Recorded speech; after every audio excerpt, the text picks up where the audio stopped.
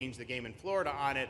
I think it's just people don't want to see illegal immigrants deported, and that's their ideology, and they have a right to that.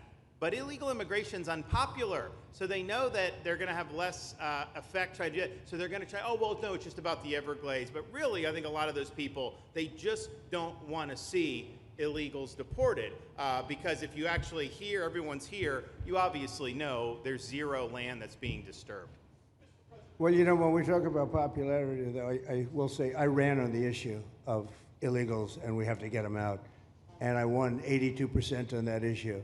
So I think that they may not like certain aspects of it, but ultimately they do not want them in their country. And if this is a part of a use. But I think from an environmental standpoint, it's incredible. In fact, when we landed that very big, heavy plane today, they came out and checked it fairly. I think they want the president to be able to land on a piece of concrete that's not going to go 6 feet underground. And they checked it. They came back and they said, this thing is really solid. So it's been there a long time. It's going to be here a long time. And it was a great choice of a site. Thank you. Yes, please. Brian, go ahead. Yes, sir. The people of Syria were recently seen on the streets waving American flags, chanting Trump, Trump, Trump. They're so appreciative of the economic sanctions that was lifted on that country, giving them a little bit of hope for prosperity. You want to comment on that?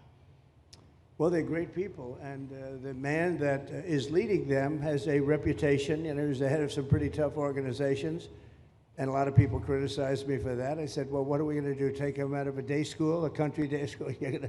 It's going to be, by nature, I would think, Ron, they'll be pretty tough, and he is pretty tough, but I think I met him, spent a lot of time with him, good guy. I took off the sanctions because if I didn't do that, they wouldn't have had a chance. And Syria has a chance. The people are great. They work hard. They're very smart. It used to be a place of professionals, accountants and lawyers and doctors and high academic credentials in that part of the world.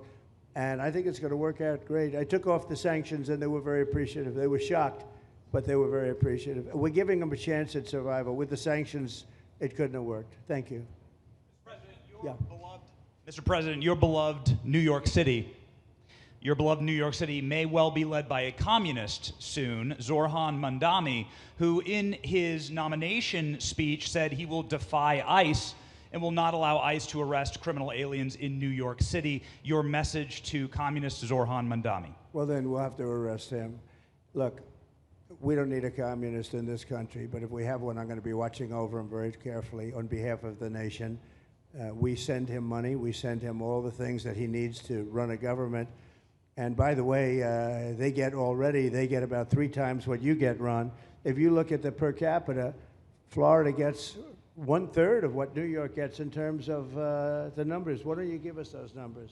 Yeah, well, because that's what we should send him. Yeah, well, like sometimes people say Florida gets more because they count Social Security recipients, but that's not money to the state. Those are seniors that live here. If they moved to North Carolina, you could count it there. So it has no interaction with the state government. They get more in the city and state governments than we get. Right, substantially. We're going to be watching that very carefully, and a lot of people are saying he's here illegally. We're going to look at everything, and ideally. He's going to turn out to be much less than a communist. But right now, he's a communist. That's not a socialist. I've always said, we will not have socialism in this country. In the speeches, I said, well, what? They skipped socialism. And you got a lot of them like that. And you see AOC, she's out there with her, bad IQ. She's out there ranting and raving about how wonderful he is. And look, so far he's winning. He still has a race to win, but so far he's winning, and he has an advantage as a Democrat in New York City. I was there a long time ago, and it was a long time since a Republican won the city, but you would think that a Republican would be able to win. Or you have a good independent running, Mayor Adams, who's a very good person.